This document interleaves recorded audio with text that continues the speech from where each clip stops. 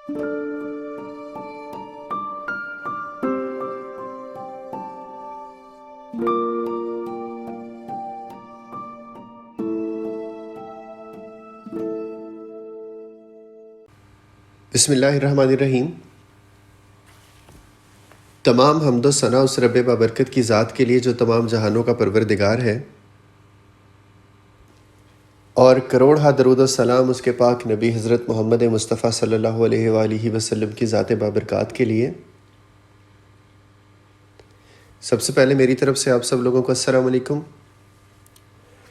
Human resource management का जो हमने सब्जेक्ट स्टार्ट किया हुआ था डिस्कस करना, उसमें हम लोगों ने इंट्रोडक्शन पढ़ा था कि ह्यूमन रिसोर्स मैनेजमेंट है क्या, और 4 फंक्शंस HRM के हमने डिस्कस किए थे। याद दहानी के लिए, रिवाइज करने के लिए हमने इसको ऐसे एक्सप्लेन किया था कि it is a process of making suitable work environment for human resources, जिसमें हम 4 इंपॉर्टेंट काम करते हैं: acquiring the right person for the right job, training people, appraising and performance evaluation, and compensating people so they may be able to achieve the organizational objectives. अब इसमें जो हमने 4 function identify किए थे जो ह्यूमन रिसोर्स मैनेजमेंट का area of operations या area of study है: acquiring people, training people, appraising people और कॉम्पनसेटिंग पीपल।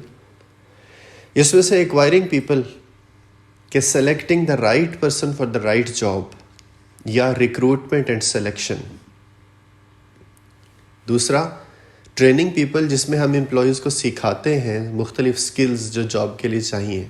ऑर्गेनाइजेशनल प्रोसेसेस के बारे में मुख्तलिफ तरह की हम उन्हें ट्रेनिंग्स देते हैं ताकि वो अपने आप को डेवलप करें, इम्प्रूव करें। हम उन लोगों को कॉन्टीन्यूसली इवेलुएट करते रहते हैं कि वो ठीक काम कर रहे हैं या नहीं, जिसका नाम हमने रखा अप्रेजिंग या परफॉर्मेंस इवेल्यूशन। और जो भी लोग हमारे पास काम कर रहे हैं, हम लोग उन्हें कॉन्टीन्यूसली फैसिलिटेट करते रहते हैं, रिवॉर्ड्स, इंसेंटिव्स, बेनिफिट्स देते रहते हैं ताकि वो हमारे लिए काम करते रहें। अब इन चारों फंक्शंस की हमने डिटेल्स चूँकि थ्रू आउट द सेमेस्टर पढ़नी है, तो आज के लेक्चर में हम लोग ह्यूमन रिसोर्स मैनेजमेंट का पहला important function acquiring people start करेंगे। अब एक्वायरिंग पीपल, जैसे भी मैंने थोड़ी देर पहले भी बताया कि हम इसको रिक्रूटमेंट एंड सिलेक्शन के नाम से पढ़ेंगे।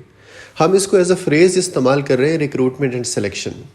थोड़ी देर तक आपके जहन में क्लियर हो जाएगा कि रिक्रूटमेंट और सिलेक्शन में फ़र्क क्या है।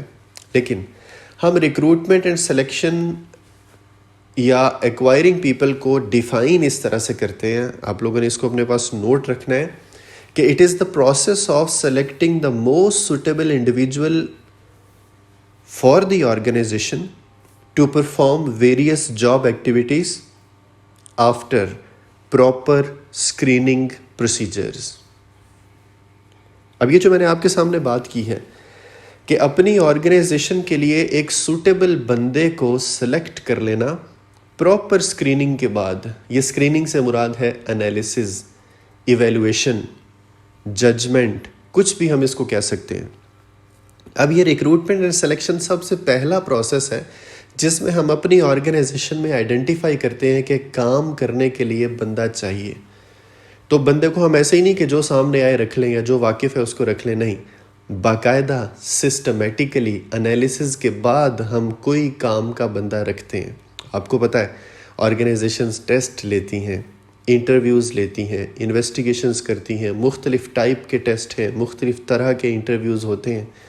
तो वो सारे के सारे प्रोसेस के बाद काम का बंदा रखना, ये सारे का सारा प्रोसेस कहलाएगा। ये HR का पहला बेसिक फंक्शन है which is called acquiring people या रिक्रूटमेंट एंड सिलेक्शन। अब अपनी आसानी के लिए रिक्रूटमेंट एंड सिलेक्शन को स्टेप बाय स्टेप पढ़ने के लिए हम बाकायदा एक प्रोसेस बना लेते हैं। हम इसको कह देते हैं रिक्रूटमेंट एंड सिलेक्शन प्रोसेस। जिस तरह हर काम करने का तरीक़ाकार है, सिस्टमेटिक मैनर है, आपने पढ़ा हुआ है क्या होता है, इसी तरह से रिक्रूटमेंट एंड सिलेक्शन का भी एक सिस्टमेटिक तरीक़ाकार है। वो जो सिस्टमेटिक तरीक़ाकार है वो कहलाता है रिक्रूटमेंट एंड सिलेक्शन प्रोसेस। हम रिक्रूटमेंट एंड सिलेक्शन की डेफिनेशन में ही ये सिस्टमेटिक प्रोसेस अगर ऐड कर देंगे तो ये definition recruitment and selection process की बन जाएगी। कैसे? हम इसी को इस तरह डिफाइन कर सकते हैं रिक्रूटमेंट एंड सिलेक्शन प्रोसेस को कि a systematic process of selecting the most suitable individual for the organization to perform various job activities after proper screening procedures. कि प्रॉपर स्क्रीनिंग प्रोसीजर्स के बाद अपनी ऑर्गेनाइजेशन के लिए मोस्ट सुटेबल बंदा higher करने का स्टेप बाय स्टेप प्रोसेस क्या कहलाएगा? Recruitment and selection process. अब रिक्रूटमेंट एंड सिलेक्शन प्रोसेस को मज़ीद आसान करने के लिए हम इसको 4 हिस्सों में 4 स्टेप्स में तकसीम कर देते हैं। हम इसको कह सकते हैं कि इसके 4 मराहिल हैं। अब वो 4 मराहिल, 4 स्टेप्स, 4 जीने, 4 सीढ़ियाँ कौन कौन सी हैं आपके सामने लिखे भी आ रहे हैं। हम इसको इन डिटेल पढ़ेंगे भी। अगले कुछ लेक्चर्स हम इन्हीं स्टेप्स की डिटेल्स पढ़ेंगे। सबसे पहला स्टेप हमारे पास लिखा हुआ है एम्प्लॉयमेंट प्लानिंग। दूसरे नंबर पे हमारे पास स्टेप लिखा हुआ है रिक्रूटमेंट। तीसरे नंबर पे हमारे पास लिखा हुआ है स्क्रीनिंग और चौथे नंबर पे लिखा हुआ है सिलेक्शन। एक सबसे पहले आसान सी मिसाल, एक मैनेजर, एक जूनियर मैनेजर आता है, आके कहता है कि सर काम करने के लिए ना 2 लोगों की ज़रूरत है मुझे, तो आप मुझे 2 लोग हायर कर दें। अब हम अपने पास जहन में एक प्लान बना लेते हैं कि हमें अपनी कंपनी में फ़लाँ काम करने के लिए 2 लोग चाहिए। वो 2 लोग कहाँ से मिलेंगे? हम ढूंढना शुरू करते हैं, मुख्तलिफ दोस्तों से कहते हैं, अखबार में ऐड देते हैं और डिफरेंट सोर्सेज इस्तेमाल करते हैं। तो हमारे पास बहुत सारे लोग अप्लाई कर देते हैं, एप्लीकेशंस आ जाती हैं। उन एप्लीकेशंस को हम पहले ख़ुद से देखते हैं, पढ़ते हैं, उसके बाद हम उनकी स्क्रीनिंग करते हैं। हम उनमें से कुछ को टेस्ट के लिए, इंटरव्यू के लिए कॉल करते हैं और उन टेस्ट इंटरव्यू के बाद जो हमें मुनासिब लगते हैं ना, उन 20-30 आदमियों में से उन 2 को हम रख लेते हैं कि यार ये बंदे काम के हैं। ये जो एक जनरल सा प्रोसेस मैंने आपके सामने बताया है ना, इस प्रोसेस को जब हम HR की वर्डिंग्स में कन्वर्ट करते हैं ना, तो हम इसको 4 स्टेप्स में डिवाइड कर देते हैं। एम्प्लॉयमेंट प्लानिंग, रिक्रूटमेंट, स्क्रीनिंग और सिलेक्शन। यहाँ पे आके रिक्रूटमेंट एंड सिलेक्शन प्रोसेस का सबसे पहला स्टेप है हमारे पास एम्प्लॉयमेंट प्लानिंग। अब ये जो हमारे पास एम्प्लॉयमेंट प्लानिंग है, सबसे पहली चीज़ आपने इसमें यह याद रखनी है कि इसको मुख्तलिफ लफ्ज़ इस्तेमाल करते हैं हम इसके लिए। प्लानिंग, सिंपल प्लानिंग को आपने पढ़ा हुआ है कि it is the process of making decision regarding future, that what to do and how to do. ये सिंपल प्लानिंग की डेफिनेशन है, आपको याद आ गई है। जब प्लानिंग ये है कि हमने फ्यूचर के बारे में डिसाइड करना है कि क्या करना है और कैसे करना है, तो यही काम जब हमने एम्प्लॉयज़ के बारे में करना है ना, कि फ्यूचर के बारे में डिसाइड करना है कि हमें कितने लोग चाहिए, किस किस्म के लोग चाहिए, तो हम इसका नाम रखेंगे एम्प्लॉयमेंट प्लानिंग। अब ये एम्प्लॉयमेंट प्लानिंग के लिए मुख्तलिफ लफ्ज़ इस्तेमाल होते हैं। हम इसे प्लानिंग या फोरकास्टिंग कुछ भी कह सकते हैं। हम सब लोगों को पता है कि फोरकास्ट भी एस्टीमेट्स रिगार्डिंग फ्यूचर है, प्लानिंग भी डिसीजन मेकिंग रिगार्डिंग फ्यूचर है। तो इसके लिए जो मुख्तलिफ लफ्ज़ इस्तेमाल करते हैं HR में जनरली, वो है एम्प्लॉयमेंट प्लानिंग, पर्सोनल प्लानिंग या HR प्लानिंग। इसके लिए लफ्ज़ इस्तेमाल हो सकता है एम्प्लॉयमेंट फोरकास्टिंग, HR फोरकास्टिंग या पर्सोनल फोरकास्टिंग। ये मुख्तलिफ लफ्ज़ मुख्तलिफ HR के लोग इस्तेमाल करते हैं। अब जब ये मुख्तलिफ अल्फाज इसके लिए इस्तेमाल होते हैं, तो इन 5-6 अल्फाज में से कोई भी आए तो उसका एक ही मतलब है। और वो मतलब क्या है कि हमने फ्यूचर के लिए डिसाइड करना है कि हमारी कंपनी को कितने लोग चाहिए, कैसे लोग चाहिए। पहले मिसाल, फिर मैं आपको इसकी डेफिनेशन बाकायदा बोलता हूँ जो आपने अपने पास नोट रखनी है। अगर आप कभी अखबार में ऐड देखो तो उसमें लिखा होता है अकाउंट्स डिपार्टमेंट में 2 लोग चाहिए, उन 2 लोगों की qualification BCom honours plus 2 years experience हो। इस ऐड में 2 चीज़ें प्रोमिनेंट हैं। पहली, क्वांटिटी, 2 लोग चाहिए। दूसरी, क्वालिफ़िकेशन, कि उनकी क्वालिफ़िकेशन BCom ऑनर्स और 2 साल का एक्सपीरियंस हो, BBA ऑनर्स 2 साल का एक्सपीरियंस हो, ग्रेजुएशन की हो, 2 साल का एक्सपीरियंस हो। ये 2 चीज़ें बेसिक इंग्रेडिएंट्स हैं प्लानिंग के, कि हमारी ऑर्गेनाइजेशन ने जब भी डिसाइड करना है कि हमें कितने लोग चाहिए और किस क्वालिफ़िकेशन के लोग चाहिए, तो उसके लिए वो जो भी एनालिसिस करते हैं वो एनालिसिस कहलाता है एम्प्लॉयमेंट प्लानिंग। हम इसको डिफाइन इस तरह से करते हैं एम्प्लॉयमेंट प्लानिंग को कि it is the process of making decision regarding future human requirements of the organisation in terms of number of people required and the type of people required. इस डेफिनेशन में देखो, हमने वही चीज़ के ऊपर फोकस किया है कि हमने फ्यूचर ह्यूमन रिक्वायरमेंट्स को डिटरमिन करना है दो तरह से, कि नंबर ऑफ इंडिविजुअल्स कितने चाहिए प्लस किस क्वालिफिकेशन के लोग चाहिए। तो यहाँ पे आके हम कह सकते हैं कि एम्प्लॉयमेंट प्लानिंग दो चीज़ों का मजमुआ है। पहली चीज़ जिसमें हमने डिसाइड करने हैं नंबर ऑफ इंडिविजुअल्स, हम इसका नाम रखेंगे क्वांटिटी एनालिसिस, कि हमने कितने लोग चाहिए डिसाइड करना है, क्वांटिटी ऑफ पीपल डिसाइड करनी है। और दूसरा एनालिसिस जिसमें हमने क्वालिफिकेशंस डिसाइड करनी है, उसको हम क्वालिटी एनालिसिस नहीं, उसको हम पढ़ेंगे जॉब एनालिसिस के नाम से। उसको हम जॉब एनालिसिस क्यों कहते हैं हम लेटर ऑन डिस्कस करेंगे। अब ये जो एम्प्लॉयमेंट प्लानिंग के हमारे पास दो हिस्से हो गए, इसमें सबसे पहला हिस्सा क्वांटिटी एनालिसिस। क्वांटिटी एनालिसिस को हम डिफाइन इस तरह से करते हैं, इसकी बेसिक डेफिनेशन ही हम ये करेंगे कि it is the process to determine the exact number of people required by the organisation during future course of time to perform various job activities. कि हमने डिटरमिन करना है तादाद लोगों की, नंबर ऑफ पीपल जो हमारी ऑर्गेनाइजेशन को फ्यूचर में चाहिए होंगे मुख्तलिफ काम करने के लिए। अब ये एनालिसिस यूं ही नहीं कर देते, यार काम करना है चलो 4 बंदे रख लो, ऐसे ही नहीं रख लेते 4 बंदे, बाकायदा सिस्टमेटिक एनालिसिस करते हैं। अब ऑर्गेनाइजेशंस आम तौर पे क्वांटिटी या नंबर ऑफ पीपल डिसाइड करने के लिए 3 तरह के एनालिसिस करती हैं। तो हम कह सकते हैं कि क्वांटिटी एनालिसिस या नंबर ऑफ पीपल डिफाइन करने के लिए 3 सिस्टमेटिक प्रोसीजर्स हैं, 3 तरीके हैं जो ऑर्गेनाइजेशंस कंपनीज यूज़ करती हैं, इस्तेमाल करती हैं। आपके सामने लिस्ट डाउन किए हुए हैं, आप एक दफ़ा इसको देख लो, हम इसको बारी बारी एक्सप्लेन करेंगे, साथ हम इसकी एग्जांपल देखेंगे। सबसे पहला तरीका ट्रेंड एनालिसिस, दूसरा रेशो एनालिसिस और तीसरा एक्सपर्ट एनालिसिस। अब इसमें सबसे पहला तरीका ट्रेंड एनालिसिस। अब ट्रेंड एनालिसिस, जब भी हम पास्ट ट्रेंड्स को देख के उसकी बेस पे फ्यूचर फोरकास्ट करते हैं किसी भी जगह पे, तो ये ट्रेंड एनालिसिस कहलाता है। मसलन हम किसी कंपनी में इन्वेस्ट करना चाह रहे हैं तो हम यूं ही इन्वेस्ट नहीं कर देंगे जाके कि पीएसओ में इन्वेस्ट कर दो, पाकिस्तानी कंपनी है इसी में इन्वेस्ट करो। हम बाकायदा एनालिसिस करते हैं कि 2015 में पीएसओ का प्रॉफिट कितना था, 16 में कितना था, 17 में कितना था, 18 में कितना था। हम पास्ट ट्रेंड्स देख रहे हैं, अगर हमें वहाँ पे इंक्रीजिंग ट्रेंड लगता है तो हम उसमें इन्वेस्ट करते हैं, अदरवाइज हम उसमें इन्वेस्ट करना प्रेफर ही नहीं करते। इसी तरह से ट्रेंड एनालिसिस क्या है, एचआर में ट्रेंड एनालिसिस क्या है कि हम पास्ट में अपनी ऑर्गेनाइजेशन की हायरिंग टेंडेंसी देखते हैं कि साल 2016 में हमने कितनी हायरिंग की, 17 में कितनी हायरिंग की, 18 में कितनी हायरिंग की, 19 में कितनी की, तो मोस्ट प्रोबेबली 2020 में हम कितने लोग हायर करेंगे। हमारे पास इंक्रीजिंग ट्रेंड भी आ सकता है अगर हम एक्सपेंड कर रहे हैं, हमारे पास कांस्टेंट ट्रेंड्स भी हो सकते हैं, हमारे पास डिक्रीजिंग ट्रेंड्स भी हो सकते हैं।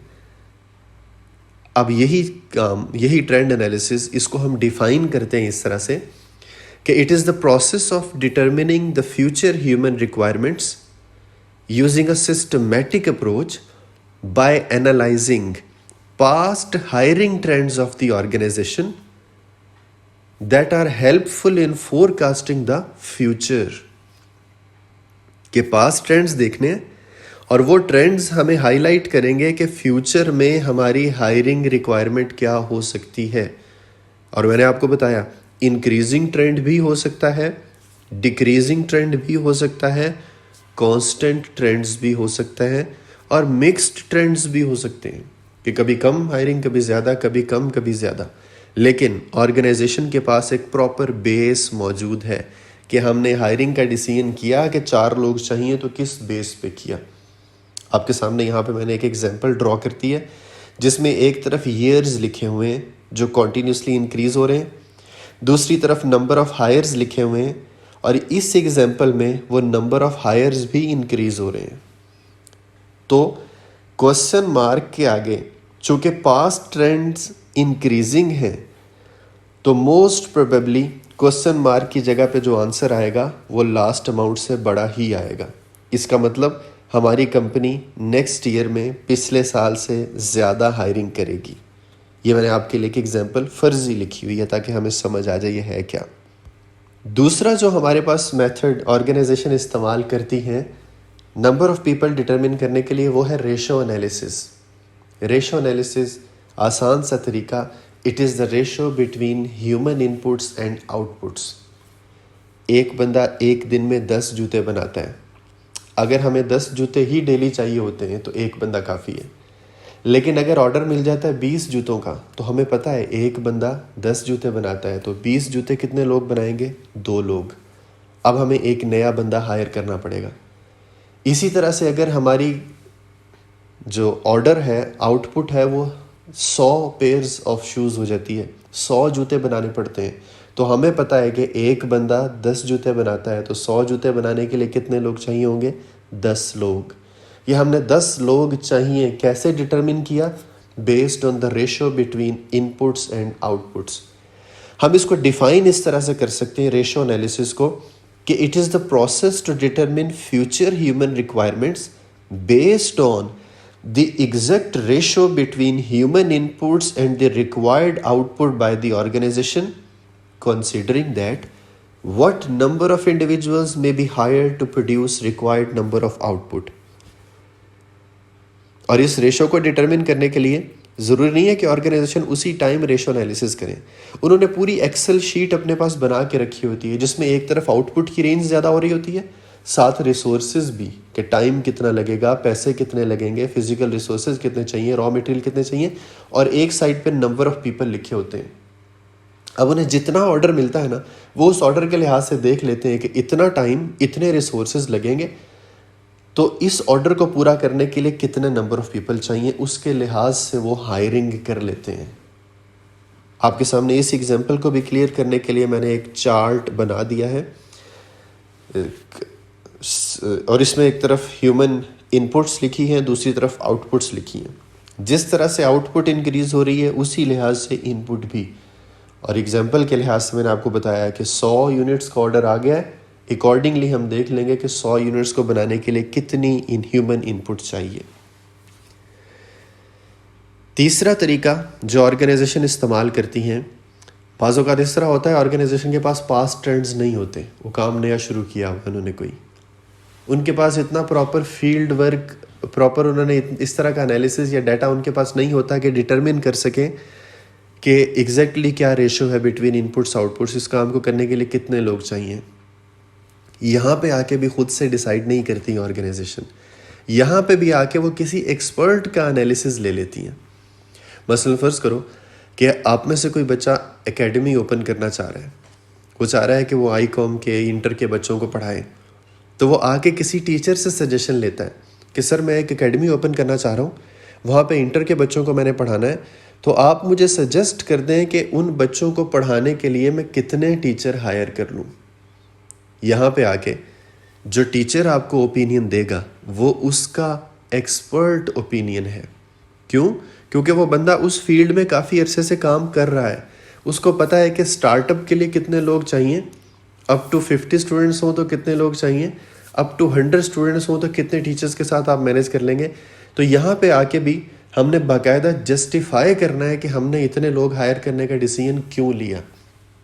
तो एक्सपर्ट एनालिसिस को हम एक्सप्लेन ही इस तरह से कर सकते हैं कि it is the process to determine the future human requirements based on the opinion of subject matter experts who have been performing similar kind of activities over a longer period of time। कि काफ़ी अरसे से जो बंदा उस जगह पे, उस फील्ड में, उस एरिया में काम कर रहा है, उसका ओपिनियन ले लेना और उसकी बेस पे ये डिसाइड करना कि हमें इस जॉब को पूरा करने के लिए, इस काम को पूरा करने के लिए कितने लोग चाहिए होंगे। अब ये जो हमारे पास 3 मेथड्स हैं, trend analysis, ratio analysis, objective methods हैं, इसमें हमारे पास एग्जैक्ट डाटा मौजूद है, जस्टिफाई कर सकते हैं। जबकि एक्सपर्ट ओपिनियन जो है वो एक सब्जेक्टिव ओपिनियन है, वो एक सब्जेक्टिव मेथड है। लेकिन जब हमारे पास एक्चुअल डाटा ना हो तो भी हम अपनी तरफ से कार्रवाई नहीं डालते। हम क्या करेंगे, हम किसी एक्सपर्ट का ओपिनियन लेंगे जो हमें गाइड कर दे कि उस जॉब को पूरा करने के लिए कितने लोग चाहिए। ये हमारे पास एम्प्लॉयमेंट प्लानिंग का एक हिस्सा हो गया कि क्वांटिटी डिटरमिन करनी है, एग्जैक्टली कितने लोगों की ज़रूरत है हमें। अब इसका दूसरा हिस्सा, किस किस्म के लोग चाहिए, किस क्वालिफिकेशन के लोग चाहिए। मैंने आपको थोड़ी देर पहले भी बताया कि उसको हम जॉब एनालिसिस के नाम से पढ़ेंगे। अब ये जॉब एनालिसिस क्या होता है, उसकी कौन कौन से इंग्रेडिएंट्स हैं, कितने हिस्से हैं, करने का तरीकाकार क्या है, इसको हम लोग इंशाल्लाह नेक्स्ट क्लास में डिस्कस करेंगे। यहाँ तक अगर किसी के जहन में कुछ सवाल हो तो पूछ सकता है। That's all from my side. All the best for you all.